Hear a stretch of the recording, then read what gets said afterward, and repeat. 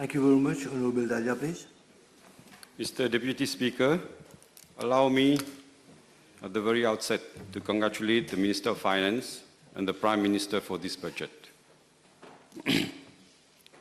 The Minister of Finance did set the tone when he cited famed economist Joseph Stiglitz.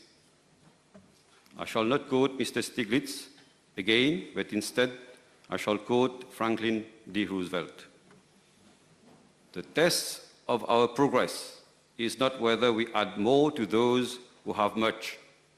It is whether we provide enough for those who have little. This is exactly what this budget is all about. In those difficult times, more than ever, a government that cares must focus on alleviating the difficulties of those who are less fortunate and protect the middle class from slipping into poverty. Rarely in recent years have we seen a budget that's focused to the point and that addresses the pertinent issues of our time. The budget, Mr. Deputy Speaker, sir, can be categorized into four main parts: alleviating the sufferings of the less fortunate, focusing on urgent measures to tackle the effects of climate change, to move towards sustainable energy production, and to revolutionize agricultural practices, which has the potential of rebecoming a pillar of the economy and at the same time mitigate the impact of world affairs on our food security. I wish to point out that the process of alleviating the sufferings of the less fortunate was never a on-off of this government. Instead, it falls within a clear policy of empowering those who are less privileged. I shall mention, for the sake of those who have goldfish memory, a few measures,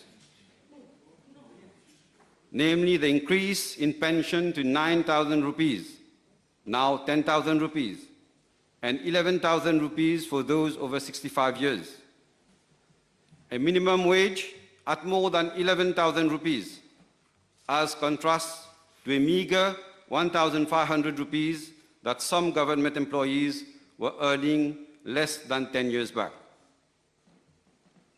which was a shame to a country often cited as an example in Africa.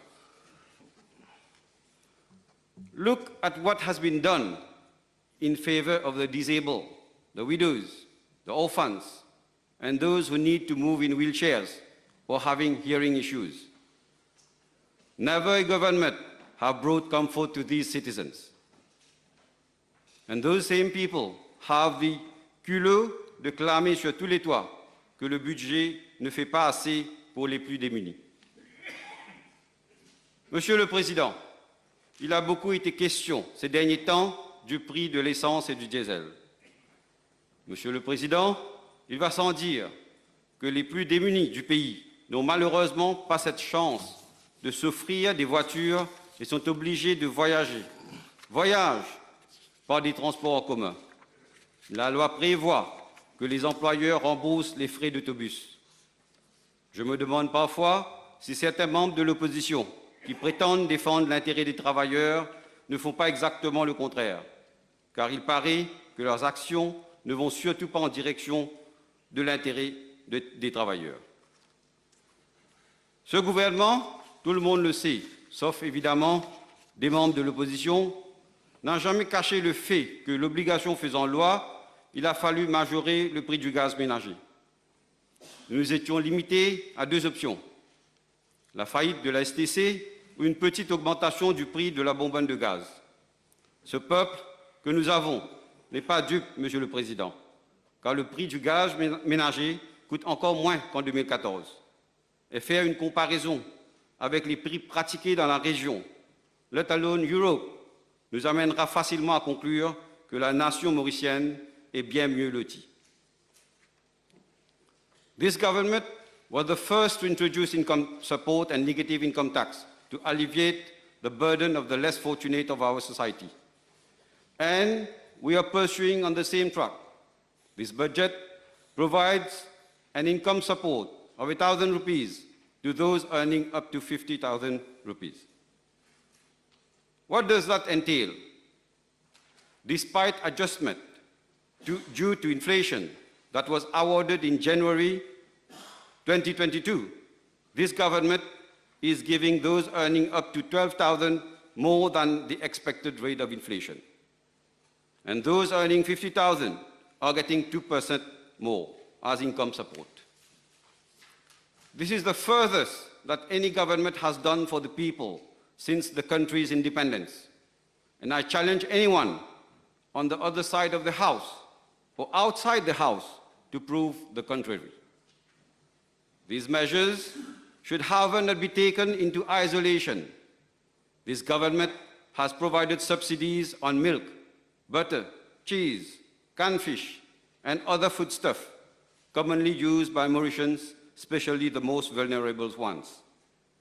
Furthermore, prices are being controlled on essential food items. This government also has had the courage to reduce markup on medicine. If we calculate the subsidies, price control, and income support, we are helping Mauritians regain their purchasing power. If we had to value same, it would probably be around 2,500 to 5,000 rupees in cash and in kind monthly for a basket of essential commodities and medicines. While no budget can cater for the needs and wants of all the population, this budget certainly achieves its objective of bringing solace to those in need. N'en déplaise, Monsieur le Président, aux membres de l'opposition parlementaire et extra-parlementaire, le ministre des Finances de ce gouvernement est considéré comme un ministre qui œuvre en faveur des plus démunis. Et c'est un ex-ministre des Finances qui l'a souligné lors d'une interview sur la chaîne d'une radio privée. Monsieur le Président, au-delà de l'aide directe de ce budget, il y a aussi une baisse significative de l'impôt sur les revenus pour ceux qui touchent jusqu'à 75 000 roupies. À titre d'exemple, quelqu'un qui touche 75 000 roupies paiera 10% sur les premiers 650 000 et 12,5% sur les 325 000 restants, au lieu de 15% comme c'était le cas précédemment, soit environ 8 000 roupies de moins, ce qui augmentera davantage son pouvoir d'achat. Donc, ce que je voulais démontrer, Monsieur le Président, c'est qu'au-delà de l'aide directe, ce gouvernement est venu avec une panoplie de mesures. Quand vous les ajoutez tous, ça augmente significativement le pouvoir d'achat et réduit sensiblement les difficultés auxquelles font face les Mauriciens. Et cela sera visible dans les jours qui viennent avec la mise en application des mesures annoncées. Le feel-good factor, sans nul doute, va perdurer.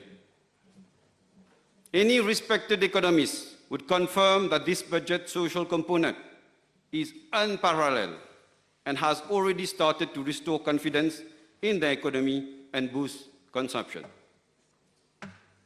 Mr. Deputy Speaker, sir, I will start the next aspect of my intervention by citing famed actor and environmentalist Leonardo DiCaprio. I quote, "Climate change is real. It is happening right now. It is the most urgent threat facing our entire species, and we need to work collectively together and stop procrastinating." End of quote. In 2020, a record number of hurricanes, wildfires, and floods exacerbated by climate change cost the world $210 billion in damage, according to a report by reinsurer Munich Re. Some of the disasters in 2021 hit rapidly, like Cyclone Yas, which struck India and Bangladesh in May, and caused losses valued at $3 billion in just a few days.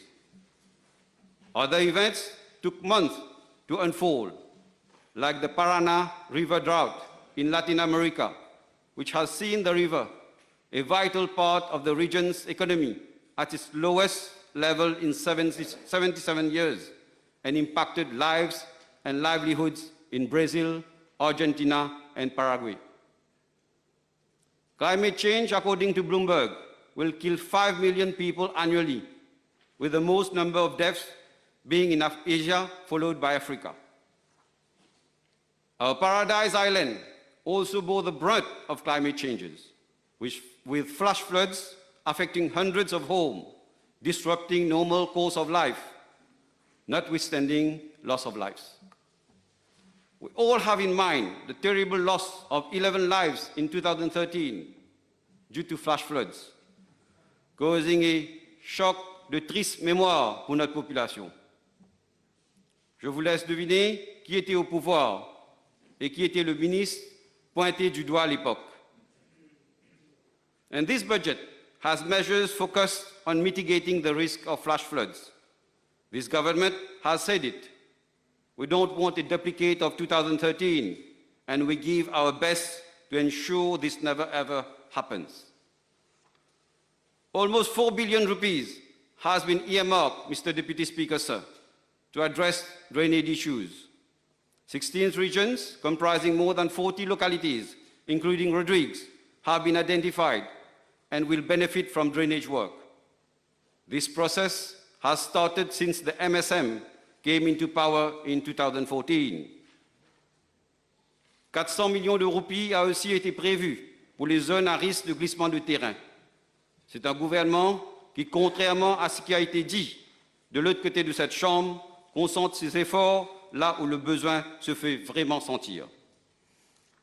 Mais ce n'est un secret pour personne que les efforts contre le changement climatique ne peuvent être que palliatifs. Seuls les inconscients de l'opposition diront le contraire. Mr. Deputy Speaker, sir, there should be concerted effort to reduce greenhouse effect, and I firmly believe that this budget holds the key to a new paradigm shift in energy production and sustainability. Not only the budget provides to energy transition, on which I shall come later, but it also provides for democratization of green energy production through the small independent power producers, allowing households to produce electricity and also benefit for loan at a concessionary rate of 2% from the Development Bank of Mauritius. Green energy production n'est plus un chassé-gardé with this government. The reduction in cost of electricity and revenue generated by same will cover the cost of investment within 8 years maximum. Today, with this government, the possibility of micro-producers contributing to the grid is very much present. Let's now come to the measures for the production of electricity and the objective of reducing our carbon footprint and have a carbon-neutral production. More than 400 megawatts are expected to be generated from non-fossil fuel sources. And as I mentioned before, individuals and private companies will be allowed to generate up to 150% of their annual consumption. Research undertaken by experts, Maradin, Serovic, and MEDA, published in 2017, entitled Economic Effects of Renewable Energy Technologies, has shown that rapid economic development has resulted in a more frequent use of renewable energy technologies. On the other hand, the production and use of renewables fosters the development of new technologies, creating many new opportunities for entrepreneurial-minded individuals and consequently the economy in general. Renewable energy technologies have a multiplier effect in spurring the economy and the development of not only the energy sector, but also all the supporting activities related to such industry.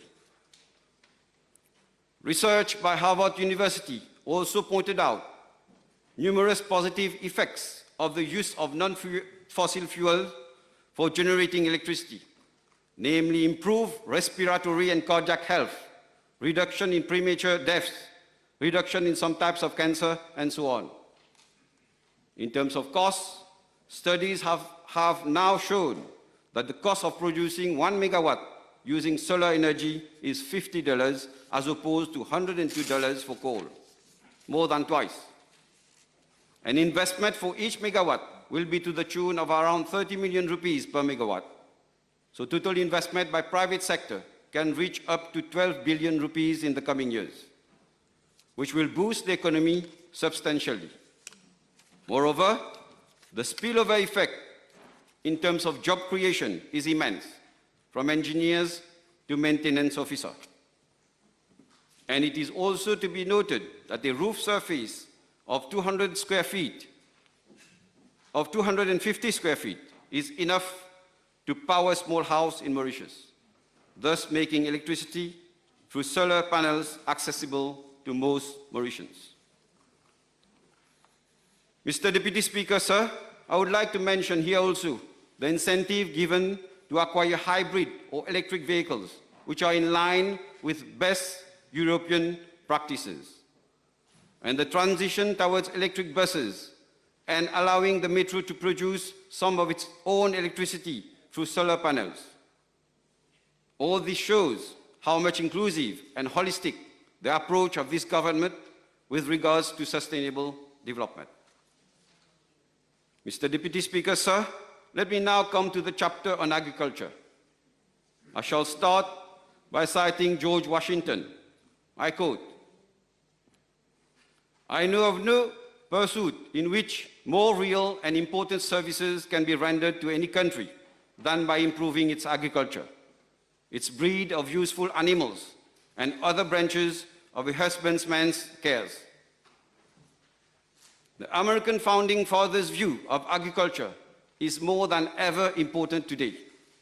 We have seen that a military intervention some 10,000 kilometers away disrupted the whole supply chain, sending food price soaring above the capacity of billions to pay. And it is under this context that this budget was presented. The income support, price control, and markups are measures taken to allow for Mauritians to continue to be able to afford food. According to the Food and Agricultural Organization, with the COVID pandemic, famine surged by 25% last year. And now, with the Russo-Ukrainian conflict, food price soared by 30%, making it very difficult for people of developing countries to afford. It is therefore opportune that the government is coming with measures to address food security. Mr. Deputy Speaker, sir, to plagiarize Mr. Jagdish Joypal, who once said that nourris vache and travaille bœuf, I shall say this. Things have changed. Agriculture and animal husbandry are no longer as they were in times of our fathers and forefathers, with saret, in the sun, wind, and in the rain. Today, agricultural practices require graduates and qualified agri-entrepreneurs. In India and the US, there has been a huge growth of agri-entrepreneurs, where software engineers and finance professionals are leaving their office to cultivate land and become agrarians. I do believe, with the current incentives offered by the Minister of Finance in the current budget, there will be such movement. Today, with new agricultural practices, it is possible for an acre of land to yield the same as 5 acres. Practices such as aeroponics are not land intensive and require technology and a new mindset. I think today's youth would be more inclined towards such practices, and I strongly believe that the incentives go towards this. It is not only important to encourage agri-entrepreneurs, it is vital for our own very survival. It's also important, Monsieur le Président, que nous changeons certaines de nos habitudes alimentaires. Non seulement manger des produits frais produits localement, mais aussi aller vers des produits en Afrique. parmi les plus gros producteurs de millet, de sorgho, se trouvent les pays africains et l'Inde. Aujourd'hui, avec les facilités mises en place par la banque Afrexim, qui, je vous rappelle, est une banque panafricaine dont Maurice est un des actionnaires, les céréales peuvent être payées en roupies quand nous importons des pays africains, nous permettant ainsi de réduire les risques liés aux devises. Nous devons, Monsieur le Président, développer une nouvelle génération d'entrepreneurs qui sont des agriculteurs, mais aussi des hommes d'affaires. Ils peuvent produire une bonne partie de nos légumes et certaines viandes. Malgré ce qui a été dit dans la presse, je pense, Monsieur le Président, que nous avons les moyens d'exporter ces produits. Nous avions évoqué, dans les années 80, de la farine faite du fruit à pain, fruit de l'arbre à pain. Mais les lobbies ont empêché cela. Aujourd'hui, nous ne pouvons nous fier qu'aux importateurs, avec tous les risques d'inflation importée, inflation importée que cela comporte. Nous devons maîtriser la food inflation et les mesures énoncées dans ce budget permettent justement de bouger dans cette direction. Maurice doit innover.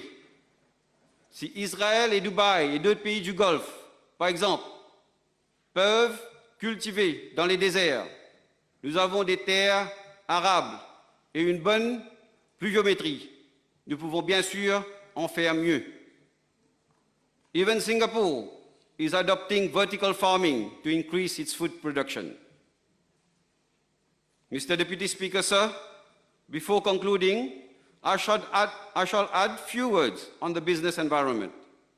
One of the main complaints of investors is the time taken to open a bank account. And I'm satisfied that measures are being taken in such direction. In the United Kingdom, you can open a bank account in 3 days. Same in Dubai. Why can't we do it in Mauritius? It is really important to always improve the business environment, and lowering the threshold for acquisition of property will also be attractive to techpreneurs. We just need to make Mauritius a little bit more vibrant to attract the increasingly young techpreneurs who are producing unicorns around the world. Maybe soon we'll have our own unicorn. Monsieur le Président, sur ces mots, je réitère ma grande satisfaction devant le travail abattu par notre grand argentier et par conséquent, je soutiens pleinement les dispositions de ce projet de loi. Vive la République de Maurice. Merci, Monsieur le Président. Thank you very much.